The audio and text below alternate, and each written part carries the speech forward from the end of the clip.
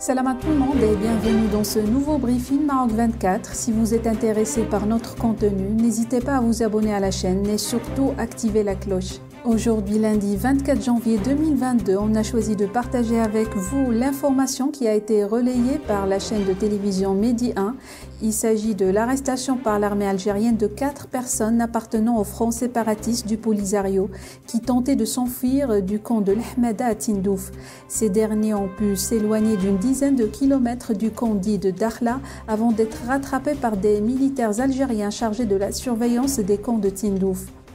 Alors, selon Medi 1, des soldats de l'armée algérienne chargés de l'encerclement des camps des Sahraouis al-Ahmada de Tindouf ont interpellé dans la soirée du 21 janvier à 11 km à l'est du camp dit Dakhla 4 membres du Polisario, Youssef Sid Ahmed, Saïd Mahmoud, Mehdi Sid Ahmed et Abdallah Bouana, au moment où ils tentaient de quitter le dit camp. Les fugitifs ont été placés en détention dans une caserne militaire de l'armée algérienne. Ce n'est pas la première fois que des personnes séquestrées tentent de s'évader des camps de Tindouf où les conditions de vie sont infernales. Le chemin de la délivrance est pavé de périls puisque la région est quasi encerclée par les milices armées du Polisario qui surveillent en permanence avec le concours de l'armée algérienne tous les territoires qui flanquent les camps. Les camps de Tindouf, rappelle le 360, sont en permanence encerclés par plusieurs cordons sécuritaires successifs sous forme de cercles concentriques formés par les milices du Polisario, puis la gendarmerie et l'armée algérienne.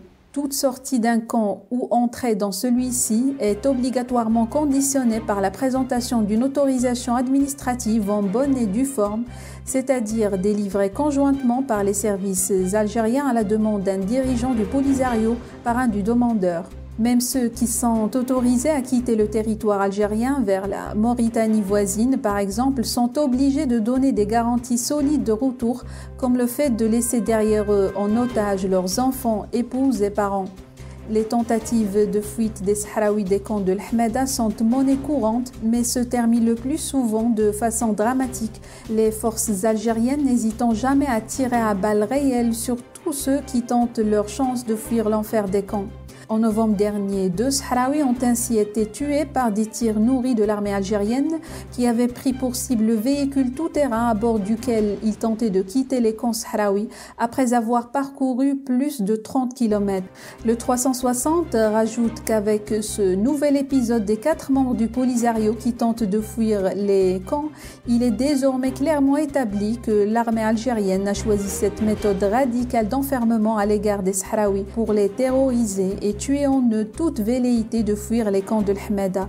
Même de simples orpailleurs sahraouis sont régulièrement abattus sans sommation par les soldats algériens s'ils ne sont pas carrément brûlés vifs. L'on se souvient qu'en octobre 2020, 2 chercheurs d'or sahraouis ont été aspergés d'essence dans un puits d'exploration par des soldats algériens avant d'être brûlés vifs. Le 5 mai dernier, alors qu'un important groupe d'orpailleurs sahraouis se livrait à la prospection dans l'extrême sud algérien, il avait été pris pour cible par l'armée algérienne. 2 personnes ont été tuées dans cette attaque et plusieurs autres blessées. Invivables, les camps de Tindouf sont devenus un enfer pour les personnes qui y sont séquestrées. En plus de l'embrigadement des enfants, les responsables du front séparatiste n'hésitent pas à détourner les aides humanitaires internationales au vu et au su des autorités algériennes. Cela se fait aux dépens des populations séquestrées qui continuent de pâtir de l'extrême pauvreté et demeurent privées des droits les plus élémentaires.